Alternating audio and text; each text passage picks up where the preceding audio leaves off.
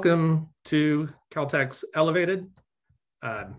Today's a webinar. We're talking about advancing the art and science of the project professional, project management professional. Thank you for joining us. This is the first session, the inaugural session of a content series that is going to be feeding your brain, feeding your career. If you work in projects, engineering, technology, all these related areas, this is the space for you. And I'm here with my colleagues out of Caltech, Dr. Rick Hefner and Tim Boyd. We're going to be spending the next 40 minutes or so with you and bring a couple things to you that can help you think about your career, think about tools that you can employ for better execution, and talk to you about what this is. It's not going to be just a webinar series, but that content series for both sides of your brain, the art and the science. Let Rick, you want to introduce yourself? Let people know who you are. Sure, thanks, Mark. So my name is Rick Hefner. I'm the program director for the Center for Technology and Management Education. I want to welcome you to the new Elevated series here. My background is about 40 years in industry, working at a variety of different places, aerospace and defense work, electronics work. I've worked in healthcare. I have been teaching for Caltech on a part-time basis for over 20 years. And for the last 9 years, I've been a full-time employee at Caltech. I really am fascinated by the field of project management, all there is to learn, all there is to discuss and talk about. And I'm really looking forward to this seminar as a way to exchange some ideas with all of you. Great. Tim. Welcome, everyone, to the new Elevated series. As Rick and Mike pointed out, this is kind of a new brainchild of ours to really engage the project managers around the world, really to help them stay connected to the root of project management, as well as just advancing the art of science in the project personnel. My name's Tim Boyd. I have about 15 years of experience, mostly in the aerospace and defense world, and mostly focused on space systems, whether they're brand new space systems or legacy space systems. But I do have a variety of other experience on a variety of other types of platforms, air, cyber, underwater, things like that. Project management has been really the bulk of my career, leading small teams to big teams. And I really find that technical leadership is where my passion really lies. Leading small and large organizations to a successful milestone is really, really something that I find pride in and I really, really love to do. And that's really the crux of how I became an instructor here with Caltech. And through that, last 4 or 5 years or so, I've been teaching with them, and I'm actually teaching all kinds of topics, including systems engineering, project management, and generally organizational leadership, and helping companies develop their pipeline of leaders as they continue to change their culture from within. So, looking forward to having you here and sharing some of the thoughts today with you all. Thanks, Tim, and it's great to have you as an alumni. Went to school at Caltech. Just great to stay connected. Again, I'm Mike Ash. I work with these guys. I work with many others here that bring professional and executive programs, leadership development, skill building programs for companies, organizations, individuals, especially those kind of operating on what we call the frontier of engineering and technology. Aerospace is one of those areas. Electronics, optics, biotech. We've seen and worked in projects large and small, and we're all project practitioners. I am a recovering project manager, management consultant with about 20 plus years at IBM and Deloitte, Price Waterhouse, which is now PwC, working on a variety of operational, strategic, organizational, across many industries, including electronics, media, communications, and have been in Caltech for just a couple of years. We want to get going. We have a lot of cool things to talk to you about. And first is, as we've all been professionals, we understand how difficult a field it actually is. I mean, this is a really kind of a complex and tricky arena that we play in because there are all these demands. Whether you're internal to an organization or external and serving a client, the dynamics and the relationships are a part of that. Creating great relationships with teams in order to be high performing and your members, but thinking through not just the delivery and the expectations that you have, but also you want to guide your career, not just from project manager, program manager, into general management, whatever your trajectory is complicated. And that's even being compounded by these kind of external forces. We've all been through the pandemic. We'll talk about that. I'm sure it's on the topic of every Zoom meeting that you've been a part of. But all this really puts pressure on how we think about our careers and what we want to do and how we're in service to our teammates and our clients and the folks that we work with.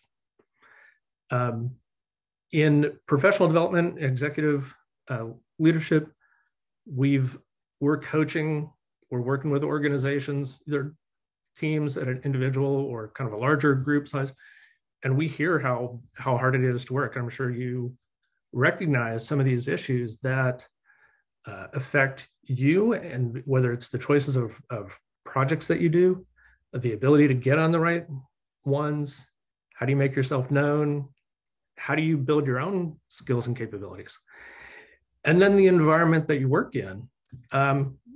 Different cultures have an effect, the way teams are structured, the way the organization works, bureaucracy and governance models, and the bigger and badder these projects are, kind of the tougher that is.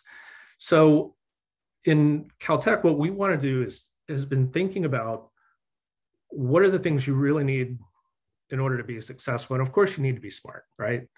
And for at least 20 years, when I even started, the baseline, the table stakes that every PM and consultant needed to have was being either book smart and street smart, right? Rational intelligence, your IQ, and emotional intelligence, being self-aware, knowing how others feel, being able to act on that.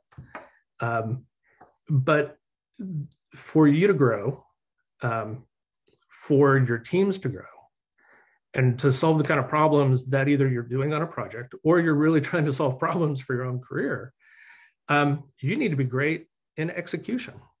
And that's really about problem solving and different ways to creatively do that and think about that so you can create a space that everybody can really thrive in. So we recognize people need to do these three things. And what we want to do is bring our experience in how we work with organizations and bring a content series. Let's talk, let's have a conversation about what will help you get these three things going so you can be successful. Elevated is not just a webinar. This is really going to be a content series, different times, different places, and we're going to bring you different things. Today, you're going to hear about a great tool that Tim will talk about in failure resumes, and that touches on self-awareness. It'll touch on emotional intelligence, and also the kind of honest conversations that you have with people and yourself. Rick's going to talk about experiences and insights with projects and career development as somebody who's seen that. So we, through Elevated, are going to be having this series. We're kicking it off now. And to start us off, as I said, Rick's going to talk about career development tips with project professionals. I think as a registration, all of you got the PDF for a paper that Rick wrote. And I'm going to hand it off to him. Take it away. Hey, thanks, Mike. And I think it's really important for an audience like this,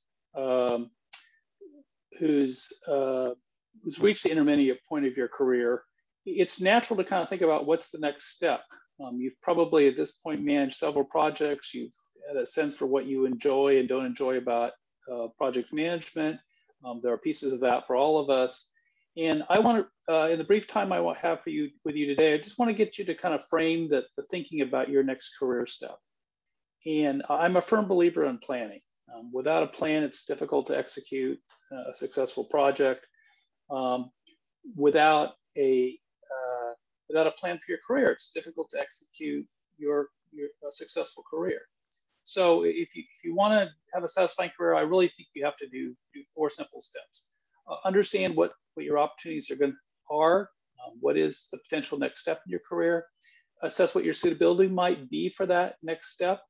And based on any gaps you identify, work to develop the competencies, the behaviors that you need. And then finally, and very important, and something I don't think it's talked about a lot, being able to demonstrate your competencies to a potential manager or a hiring person. And I want to go into just a little bit of these in a little detail just to talk about this.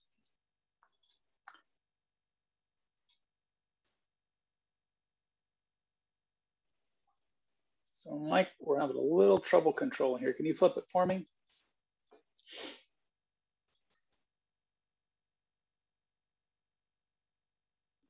Thank you. So the first thing I think is just understanding where you want your career to go. And maybe that's the toughest step. I know it was difficult for me during my career sometimes to think about the next step. And we tend to kind of be on autopilot. We assume if we do good work, good things are going to come to us. But at the midpoint in your career, it's probably useful to think about where you really want to go.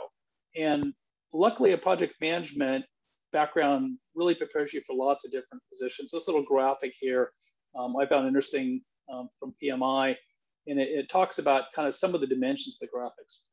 And the first is you may be interested in getting into more general management, moving out of the project management career, becoming a department or a division head of some sort.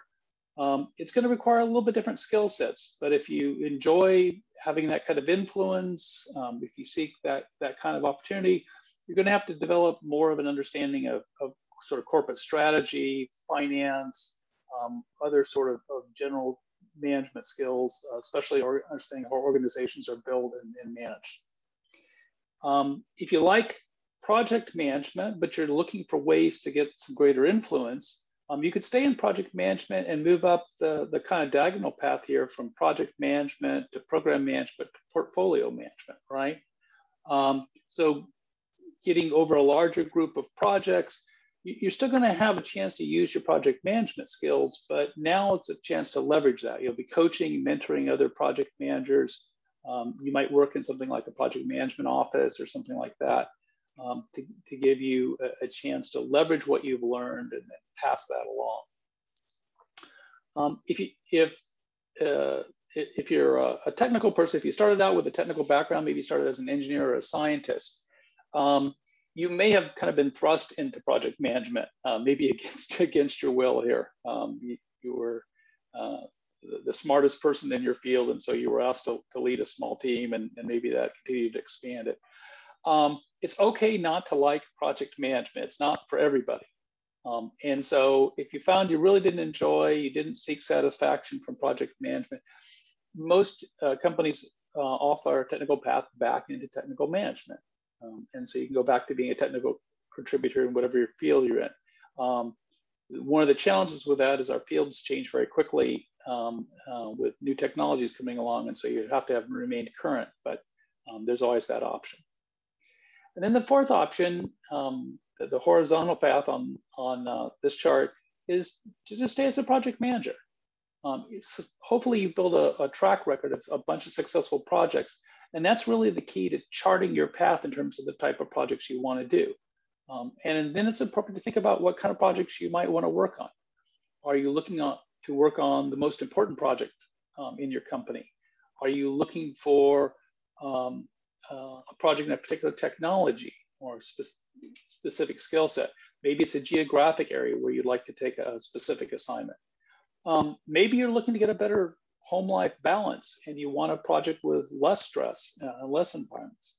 And so certainly you can do that, and you can work up into more senior positions and be able to design your ways of doing that.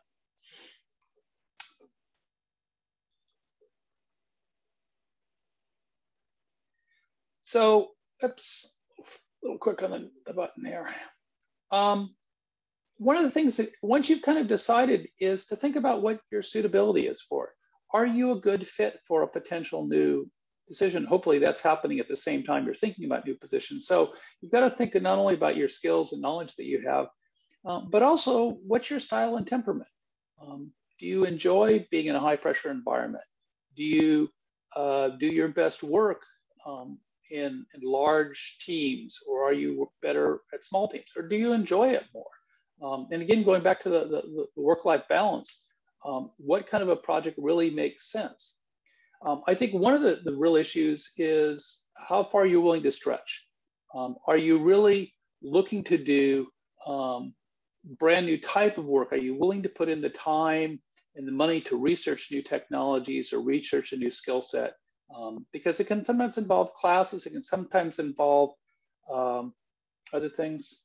Let's see, we're clicking through here for some reason. Let's get back to our slide.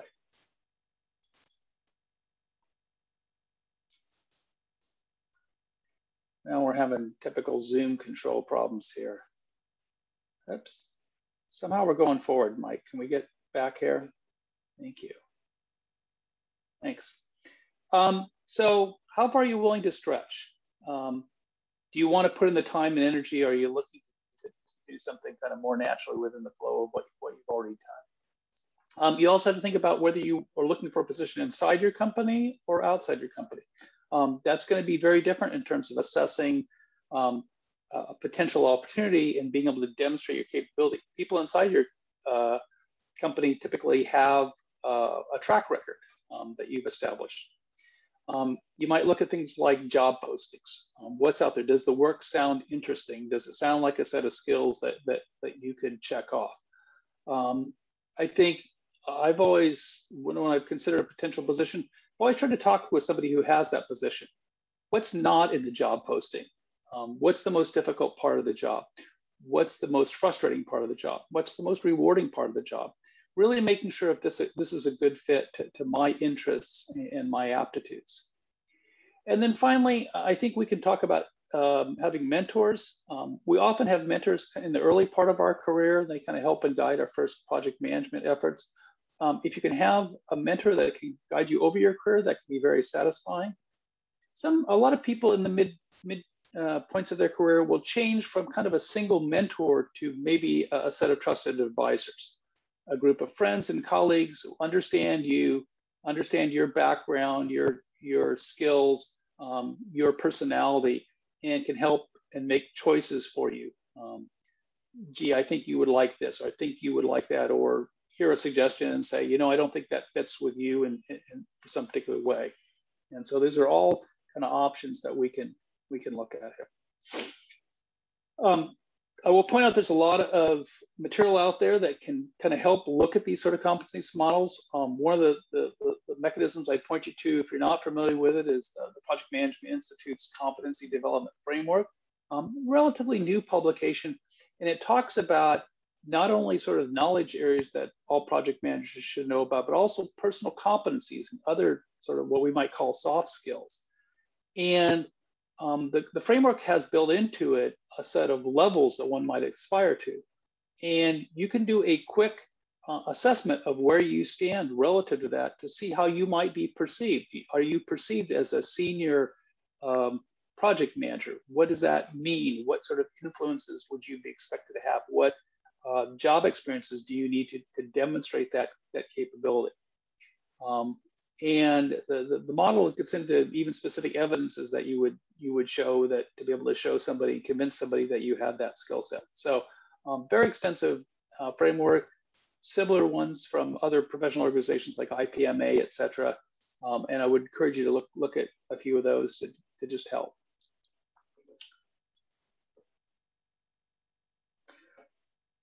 So if I know where I want to go, and I know kind of what's expected, then I know what my gaps are, and I can work to develop my competencies. And there's lots of different formal and semi-formal and informal mechanisms for doing that. We all point to training classes, and Caltech has, based on working with intermediate project managers, we've developed a full set of training classes that we hope capture some of the typical gaps that people have in terms of communication or leadership or influencing, etc. You might be a person who's good at self-study. There's lots of things out there, webinars like this that you can go to. There are online materials, journals, textbooks, all kinds of things. I think many of us lack that sort of discipline to do self-study, effectively and keep at it. So you want to, if you're going to do self-study, you really want to set aside a time each week that you work. Sometimes people find self-study groups with peers, and that can be very effective. Each person, say, for example, reviews a book and tells whether they think that book, what are the key ideas out of that book, and is it worth it to actually read the whole thing. We talked about mentoring and coaching. That could be useful. And you want somebody who's going to challenge you, who's going to give you an honest assessment. This is good. You're too weak in this area. Here's some advice on how to develop that. So sometimes finding somebody who has that position that you really long for later in your career can be useful in guiding you to the set of skills and knowledge that you need to make that happen. Peer-to-peer coaching works. I talked about sort of study groups, trusted advisors, any kind of group that is familiar with it, especially if there are lots of skills or knowledge from inside your company that's important. They can be a source of knowledge for you. They can be a source of assessment for you. That's useful. And then finally, on-the-job training, another between semi-formal and informal. On-the-job training is not just taking a shot at something and seeing if you're good at it. On-the-job training is really having somebody there in a coaching or mentoring role who can help you struggle with the more difficult parts, help you learn some of the heuristics, the rules of thumb that experienced people in that role add. So final fourth position, demonstrating your competencies. It's fine to have all the skills and knowledge associated with the position, but how are you going to convince a hiring manager that you're ready for the position? One of the little secrets about hiring is, and I was a hiring manager for many, many years, is hiring managers don't typically let people try a new role until they've already demonstrated the capability to do that. So you have to think about how your abilities, attitudes, behaviors, knowledge, personality, and skills might be judged. And just as a simple way of kind of thinking about that, I took a job posting from a leading company here, and I looked to see what it was. And you kind of have to analyze these job postings like a scientist. For example, you can see a statement down here under supervised relationships that talks about accomplishes results through subordinates. And so in a job interview, you might be asked to describe a situation where you had to correct a subordinate. And what they're looking for as a hiring manager is, what was your approach? Do you have an approach for that? A little bit about your personality. What skills have you had? What experience have you had? Because that's something that's going to come up in a job position. Kind of looking at another one here. I'm stuck again here. Thank you. I looked at another part and talked about becoming actively involved daily, only required. Those are the kind of great phrases that you look and say, what's your philosophy? When would you become actively involved? They're looking for your heuristics. They're looking for your recognition that your behavior has to fit the situation. And then just a simple question. How does somebody, especially somebody from outside your company, how would they judge your skills as a project manager? Can you point to a successful track record? Nothing is a better indicator about success than a past history of success. And so they might ask, how often are your projects successful? Or when they've been unsuccessful, what was the problem? And so you need to think about not only what are your answers, but how does your resume, how does your skill set show up for a hiring manager? I think we often forget to do that. We work on ourselves, but we don't think about what's the image that we're projecting outward.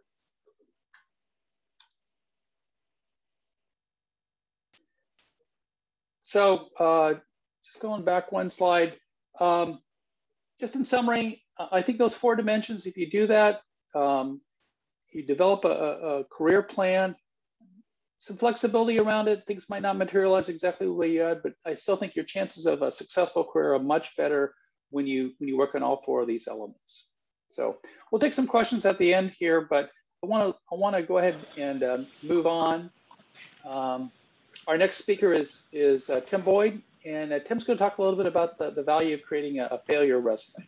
So Tim, let me turn it over to you. Perfect. Thanks, Rick.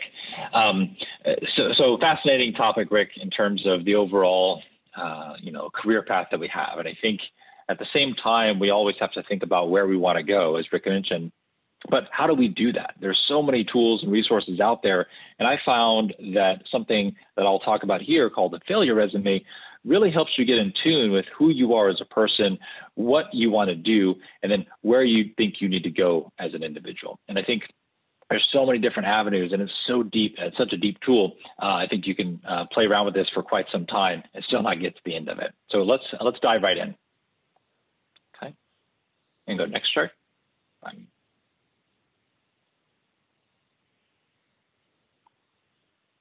Okay, so everyone defines failure differently. I think some see it as really a big failure or a huge mistake on their part.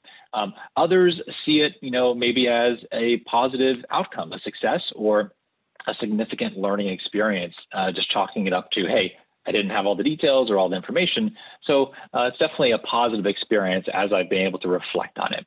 Those that do see it in a more positive light, I think they end up bouncing back quicker. They're more efficient, more effective at actually regaining that positive spin on it. And they make a lot of changes and redirect their career path fairly effectively in those moments in time. However, there are a handful of individuals that actually get stuck in the negative cycle and kind of get into that downward spiral. And they get stuck on that, and they tend to have lower self-esteem in the moment, lack of confidence, leading them to this never-ending perpetual cycle of, I'll say, depression that breeds negativity, and really helps create these future failures along the way. So reframing that perspective, I think, is one of the most critical aspects that we can do when we actually reach into our bag of failures here to really ask ourselves, what did we get out of it?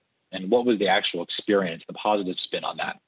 And the question you really have to ask yourself is, whenever you see failure, how do you see it when it happens to you? Do you see it in that very positive perspective? Hey, it's just a mistake or an issue, or hey, I learned a bunch from it, or do you see it, wow, I really messed that up?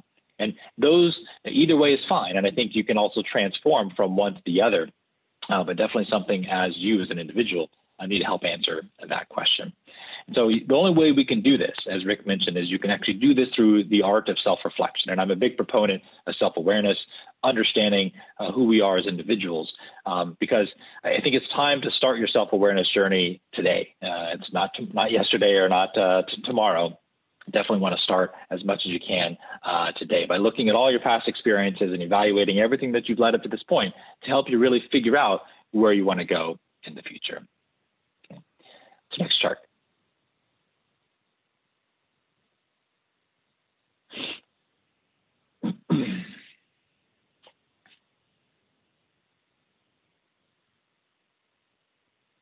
All right. So what does failure teach us as a whole? Right? There's a whole lot of things that failure can teach us, and I would argue that everyone's going to learn something different from failure. So I'll just kind of highlight a couple of these along the way, the stepping stones, the blocks to a successful transformation of your perspective on failure. If you think about experience, I think failure is an experience multiplier. As you play the failure or the situation back in your head over and over and over again, you're going to gain something new every single time you look at it. And that's why I call it an experience multiplier. Because how many times have you gone back to a certain situation and you've seen it now, maybe 1 week out, 2 weeks out, maybe 3 years out, and you notice something completely different? That's why the experience multiplier is so powerful, and something why we should always continue to go back and revisit from time to time some of these key experiences in our life. The more we know is powerful. And then overall, I think failure also increases our resilience. If we continue to, have challenges in accomplishing certain goals or certain projects that we face, that resilience we're going to build up over the course of time is only going to make us stronger individuals, stronger project managers, and stronger leaders in your companies and organizations today. It's going to help with your professional growth. You also are looking big picture about your career path, what you need to do. Sometimes you just have to get the scar tissue from certain experiences in order for you to actually be able to tackle the next situation effectively. Because as you grow and go through your career and grow into bigger and bigger roles, those small failures you might have before, you might have actually ran into before, might conceptually be the same, but they may be on a much larger scale in your next big role. So you have to be prepared at how to handle that when the stakes are smaller versus, when a whole organization's on fire versus maybe a small team. And so some of those translatable skills as project managers, but that's why I think failure is so powerful, learning that and helping us build that scar tissue along the way. It also increases your confidence. If you've been through a situation before, hey, it's not that big of a deal. The second time around, maybe there's some slightly different situations or scenarios aligned to it, but you actually know what you need to do to kind of get out of it. And even if it's a 90% solution based on what you can reuse from the previous situation, you can actually apply, maybe learn something new and add additional 10% spin based on your new role and the new organizational construct you might find yourself in. And then for all those entrepreneurs out there and just generally anyone who has this perspective, if you don't try something and, you don't have an opportunity to succeed or fail, a lot of people I've talked to throughout my classes tend to always think I really regret not doing this, not taking the chance, not taking the leap and having the faith in myself to be able to do that. And so failure, no matter if you think it's a positive or a negative outcome, it is definitely an alternative to actually holding maybe a lifetime of regret on your chest here throughout the rest of your career. So take the chances. Don't be afraid to fail along the way. Okay. All right. So when we talk about this concept of failure, right, you have to transform this negative perspective, fear, this, fear of failure and this negative spiral into a successful perspective. And so what I did with a couple members of my team, we actually did a survey. We reached out to a variety of individuals from across the aerospace and defense industry. From all over the country. And these are leaders from senior vice presidents all the way down to individual contributors who have a pretty solid track record of experience in the project management domain. And what we asked them is specifically, tell us about your failure stories, right? Where did you fail and what did you learn from those experiences or that specific experience? And make sure it's an experience that you continue to go back to every single or, very often, even in your later stage in your career.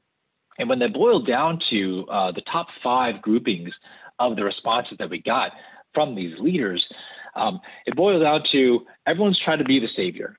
Everyone's trying to rush to the fire to solve the big problem or help other people when they didn't necessarily ask for your help, or they didn't even need your help.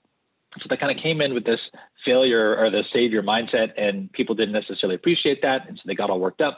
And or they ran into the burning building, and everyone knew that the building was going to fall, but they still tried anyway, which is fantastic bravery. But you have to be able to understand, if the infrastructure is going to hold and long enough for you to actually save the building. So those kinds of things where rushing to the fire did not bode well in these folks' favor.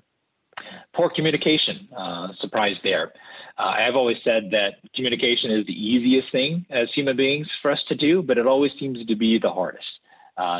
We probably don't have to think very far back into the past to understand when you or recognize when you had a communication breakdown with a colleague or a family member, et cetera. They happen all the time. And that's the value of, peer-to-peer and organizational leadership here. Lack of technical experience. When you have a junior engineer trying to do something very complex and they're not giving a lot of direction, sometimes they actually lead into doing something where they fail. And they make certain decisions and they're not being vetted by the program management or the project manager, and they actually kind of go off down to a different path than maybe what was intended. Not managing expectations. As you navigate your career, you'll have to navigate and manage your expectations over the course of that time. And then generally not listening to other people. Lots of great experiences, stories there from folks that we interviewed, but basically not listening and being able to being ready with a response before you even recognize what that person said. We've got a lot of knowledge and information in our heads that we just really feel like the other person needs to hear.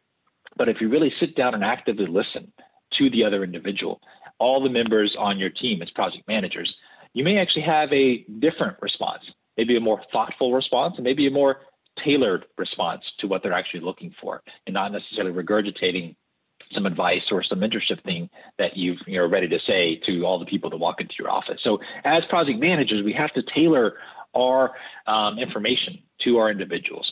So as we go through this, right, all these leaders from around the country shared their stories. They were brave. They looked forward and they said, I failed in the past. I'm not saying I haven't. This is what's happened. And the question is, are you brave enough to share your stories? And I love this topic just because it's a really, really personal topic. And some people are ready for it, and other people aren't quite just ready for it. But I'm going to introduce you to the topic here, and hopefully you'll be able to reflect on it and think a lot on it after the fact. Okay. All right. So how can you share your failures with other people? There's this concept known as a failure resume. This isn't not, I will caveat, this isn't my idea. This is actually a PhD student from Caltech many years ago, Melanie Steffen. She actually published this in a journal article in Nature, and she talked about her CV and everything else, but I've adapted it from an engineering perspective, and then I've actually used it myself. And it's a really powerful experience. And so I wanted to share it with you all because I know that as budding leaders and budding project managers looking for career growth and self-awareness activities, this could be a great opportunity for you to leverage that. So what is a failure resume? A failure resume is just like a normal resume, but without all the positive and great things you've done in your career. List all the things that haven't gone so well for you in the past. All the things that, all the late nights, all the, overnight working shifts with other people where you really, really worked diligently, but you still came up short. Maybe you applied for a specific job and you just didn't quite make it. You made it to the final round, but you were axed out. Maybe you applied for a job that you thought you were perfect for and you didn't make it past the first round. You didn't even get an interview. And so everyone's different threshold. Everyone has a different threshold or level of what they consider a failure in their lives. So you have to come up with that idea and then actually put the experiences that were transformative in your world, in your own past experiences, into your failure resume. And to quote Mark Manson, he basically talked about, this I think is really similar to an onion. The deeper and deeper you go and you cut into this, the more likely you're going to cry. And so with all the experiences that you've had over the course of time, it's going to get very, very personal. And I think being able to share all of these things with other people, things that we typically hold near and dear close to our chest, we want to only share all the positives about our careers and our lives with folks. But I think there is significant power and significant benefit to sharing your negative experience as well with all those around you. Okay. All right, so what's the benefits of a failure resume? So 5 major buckets here. Candor. It tells you really the other side of the story. And a lot of people talk to me, after I talk to them about this topic, and they say, I really like this topic, and I hear all the time that people want to be just like me or just like this other person in terms of their career when you lay it all out. But they don't recognize all the things that are required to basically get to where you are, all the failures and all the long nights, all the extended hours, all maybe the time away from the family, maybe all the sacrifices along the way. And it tells you all the things that have to happen in order for you to be successful in that regard. But all you see at the very end of the day on the positive resume is the snippet of success. This is what I accomplished, $100 million of revenue added to my baseline or whatever it is. And then, but they don't show you all the hard work and all the failures along the way. Opportunity. I'm a big believer that if you fail in a specific area, it opens up a whole nother area of opportunities. Right? I do believe that if you throw something out to the universe to some extent, it comes back to you and opens up some doors if you just kind of lay it out there because people are listening and they're willing to help you out along the way. So, but just because you failed in a specific area, maybe there's an opportunity for you to think about, maybe that's not the area I'm supposed to be in. Maybe I need to go look behind door number 2. Maybe there's some other opportunity over here that I didn't even know existed. Awareness helps you really find your passions. Sometimes we get so sucked into doing the execution day to day of what we actually are actively trying to solve, this very focused spotlight, capability we have as human beings. And we sometimes forget to take off our blinders. And 10 years goes by and you realize, I don't really like doing this. Why am I doing this in general? And over the course of time, I think maybe a failure in a specific area can help you redirect, and again, finding a new opportunity, but also helping you look bigger and say, I really want to find something I'm truly passionate about. You hear kind of those midlife crisis perspectives from some people. What am I doing? Why am I doing with this? My life, et cetera. I want to go find something that I'm truly, truly passionate about and go off and do that. Insight helps you identify these opportunities for development. I do think that constant failure or finding constant challenges in a specific area, if you just can't solve a specific problem, maybe you don't have a certain academic background, or you need some additional experience, or you need some training in a specific area, I think looking at your failure resume and kind of doing a statistical or heuristical analysis on it to find consistencies where you're coming up short can really help you identify these areas. I think I really need some additional training or opportunity space to grow in this specific area. And then finally, courage. I think if you're able to share this concept of a failure resume with other people and all your potential failures along the way, or at least the ones that are relevant, I think it really encourages other people to keep trying.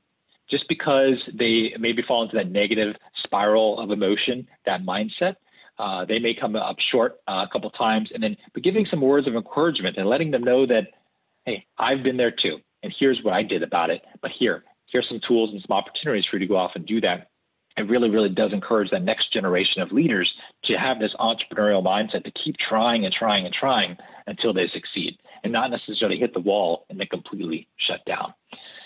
So that's the overall core benefits of a failure resume.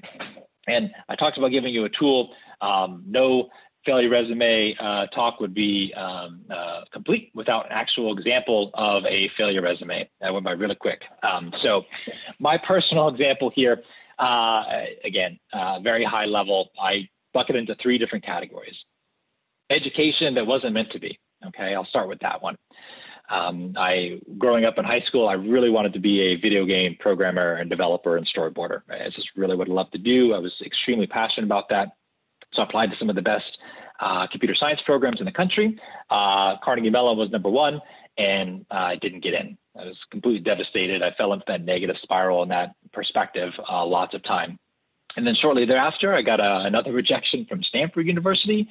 And then the homegrown Rice University also said, I don't think you're good enough, Tim. That's just not what we want to have you here. And so I was kind of struck as, what was it? What was it about me? And I kind of got into this weird spiral of negativity. But the very last letter that I got, oddly enough, the very last big letter when it came in the mail that way was from Caltech. And Caltech at that time was ranked number 1 in the world as a university. And so at that point, I gained a lot more confidence boost back. But at the same time, everyone has to make the right decision, as from the university perspective. But I think from my own personal failure, I felt if I got into Caltech, why couldn't I get into these other schools? And so I still hold those kind of as failures on my part. Maybe I didn't do enough, to appease the right people.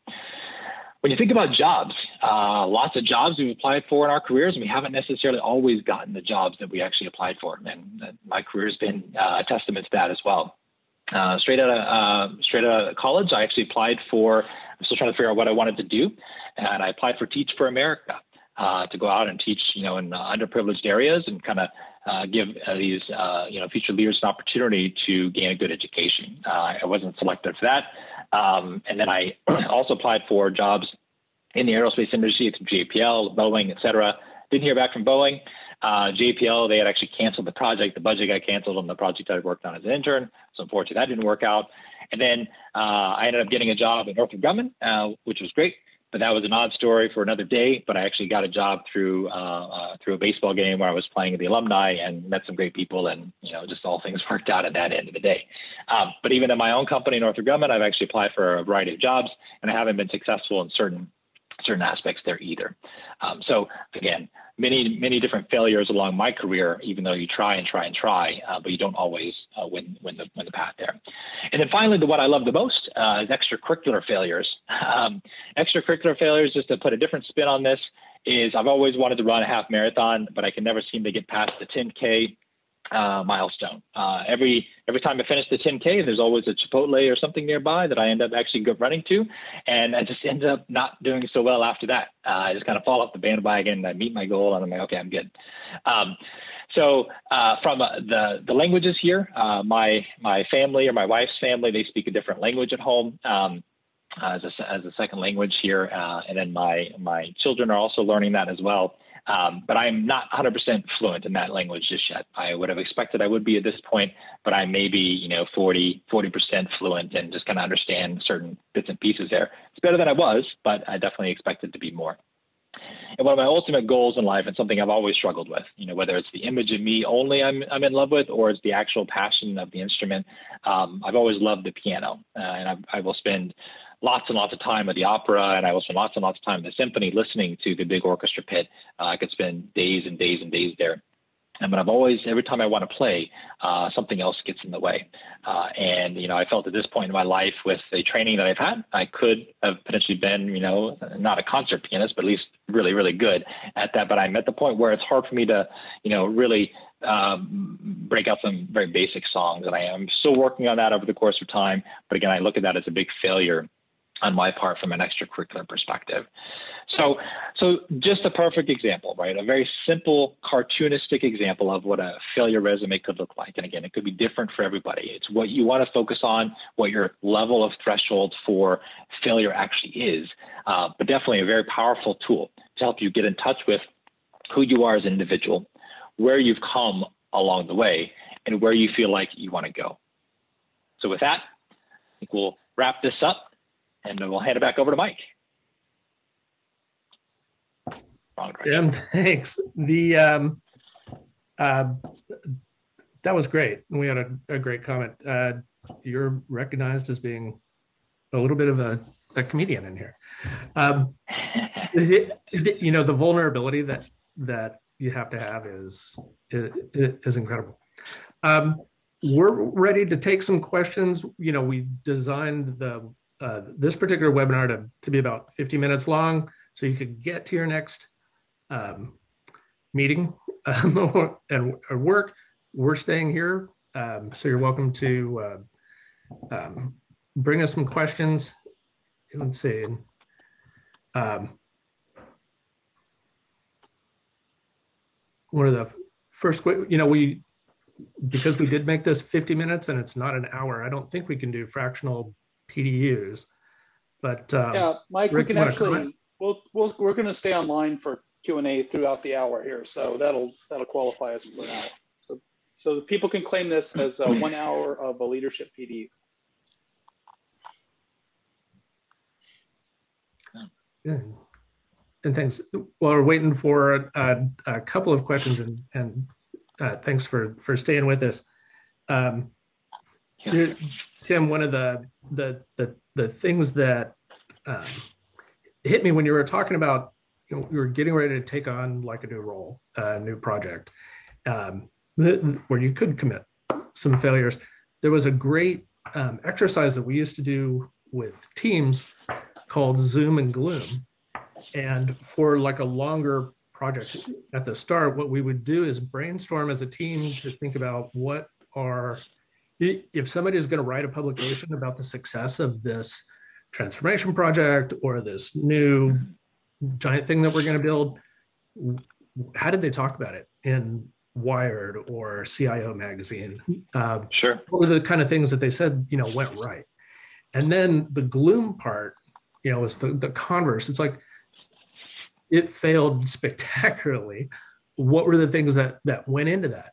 And so having a team kind of think through those things early on helps identify where they might want to put some risks or some mitigating systems in for risks that might happen. So no, absolutely. Yeah, no, it's really, really fantastic, Mike. Appreciate that. Definitely, there's so many tools and adaptations of this concept, right? And whether you build it into your your schedule and risks and things like that, because you know that these failures will happen. And so there's lots of different ways to be able to kind of slice and dice this, which was why I love this tool. And to kind of think about it, you can translate it from a personal perspective or an organizational and program perspective, which is valuable. You know, Tim, I was thinking about a practice I always had on a very limited basis, which every time I finished a project, I always looked back over the project and said, what could I have done better? You know, what didn't I estimate correctly, and in retrospect, why? Where did I underestimate things? Did I fail to keep a strong enough connection with my team or my stakeholders or my customer or my senior management?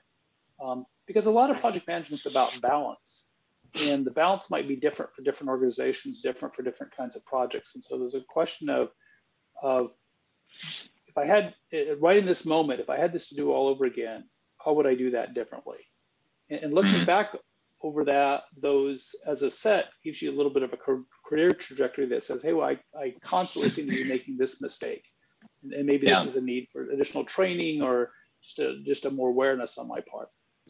Absolutely. No, thanks for that, Rick. And just generally looking back is a great aspect as well. I mean, you know, just the other day, you know, I was asked to give a presentation on network, managing a professional network. And it was a presentation I gave, I think 3 or 4 years ago. And I look back on it, I was like, wow, I would do this very differently today. And so a similar concept, right? That's a smaller scale of what you're talking about from a project perspective, but it's a great practice to have. And sometimes I think we don't do enough of that because we finish one job and we move immediately into the other without any sort of, you know, hot wash or lessons learned internally, at least an internal perspective. And we get sucked into the new role or the new job so quickly that we tend to have to focus on the execution versus kind of the strategic look back along the way. Tim, we've got a question from Lucita. I hope I'm pronouncing that right. Okay.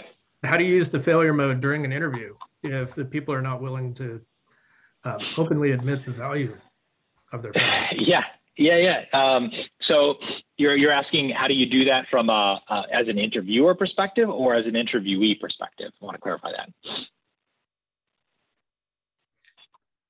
It could be. I think she means when you're in an interview and you want to talk about your failures, but they don't want to hear about it. You know, that you're in a culture that doesn't like to admit failure. Yeah. Right. No, that's completely fair. I gave this talk or a similar talk to an Nkosi group in India, and in that South Asian part of the world, they typically don't necessarily. You can't walk into an interview with your list of failures and be, you know, highly looked at as in a positive way. So that's fair.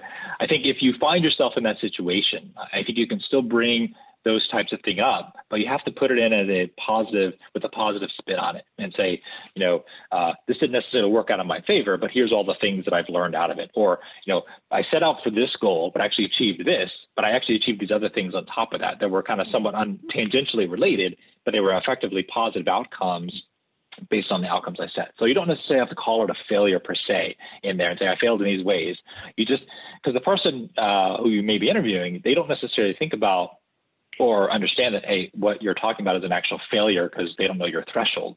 So you talk about the experience and the success you had in that moment, and then talk about all the great things that came out of it is a good way to do it and kind of weave in your failures. If the question is specifically on failure, then okay, you can talk about that, but definitely put more of a spin on the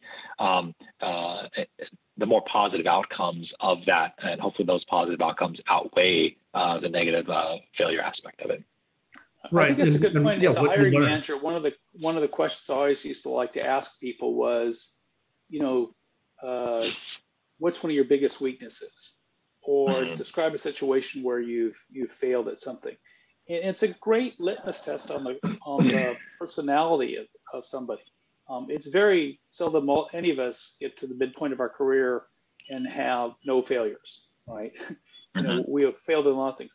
And that's not the real issue. The issue is really, can you learn from your failures? Does it cripple you or make you so paranoid that you can't manage that balance that project management requires? Or does it just adjust your thinking or open you up to another possibility? You know, that focus on what did I learn out of that, I think is very, very, very useful. Right. No, that's powerful, Rick. Mike, I wanted to actually get to Mo's comment here from Cambridge. So he brings up a great point where he talks about this great quote that he heard, right? I was an overnight success 10 years in the making. And this concept of this, all people see is the success, right? They see, the big people making lots of money or doing these big, great things, but they don't understand that it's been 20 years in the making of them getting to that position to be able to do it. And so he also talks about a Princeton professor who was kind of the second in line here, Johannes Hofstadter, who took Melanie Stephan's concept of a failure resume and basically created his own. And he got a lot more press and visibility than Melanie did. But one of the great things that he talked about in there in his resume was, all the grants and all the things that he didn't actually get. But one of the meta failures he talked about was that this failure resume specifically that he created has gotten way more attention than his entire academic body of work throughout his career. And so this interesting concept of this meta failure he even put in there is a great way to think about it. And then, so Mo's question really is, what avenues do we have in society to promote these failures earlier in people's lives in our academic life? And that's a tough one, Mo. It really is. I mean, I think we have to start early. How early is the question? Because as adolescents, we're still kind of understanding this concept of confidence and stability in our lives. And if we keep telling each other or telling ourselves at that level that we failed, it might have some developmental challenges for some of the youth that are coming up. And I'm not an adolescent psychologist. I don't understand those details just yet. But I think that there is something there that we have to consider along the way. And I do think that on the other hand, that interviewers and managers and other kinds of people have to be open to asking the kinds of questions that Rick, offered is, what is one of your biggest challenges? Where have you failed? And how did you spin it in the right way? Or what was the positive outcome of that situation? Instead of just saying, tell me all about the great things you've done and focusing on one specific thing. So lots of great ways to do it. But you definitely have to start earlier. So that's a great question, though. Appreciate you offering that. Let me jump in here with another question. Michael wrote that most skilled project managers are typically able to determine the right approach or answer to a question or problem. And he went on to talk about that we often fail to achieve maximum value because of client culture or change management issues. Great topic, and one that really deserves us to do a full elevated. That might be one of our that will be one of our future ones. Might even be a good one to do the next one. Both Tim and I have spent a lot of time in change management and culture. I think when I came to project management, I assumed just being really smart about the technical work and the project management would be enough. And the more I worked with folks, the more I realized I needed a second degree in psychology or perhaps abnormal psychology or something, because we do tend to get into dysfunctional cultures. We do tend to get into kind of no-win situations where there are forces behind the scenes that are working to undermine our project success. That's a great one. We teach some really interesting courses in that, and that's something we would very much like to expand on in the future Elevated. Absolutely. Thanks for that, Michael. All right. We're just about out of time. We will be, if the other questions, we'll answer those. We'll put those out along with the recording of this, also the deck, and a couple of the tools that we talked about. So watch out for those links. We really appreciate your time today.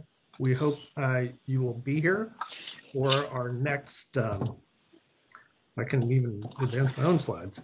Where'd it go? In June on the 22nd, the next time we're doing Elevated. And thank you very much. We will see you soon. Our emails are on the front of the presentation. You'll see that. Drop us a line. Let us know what other questions you have, suggestions, topics you want to hear. All right. Thank you very much. Thanks, everyone. Thanks, Rick. Thanks, Tim. Thanks, everybody.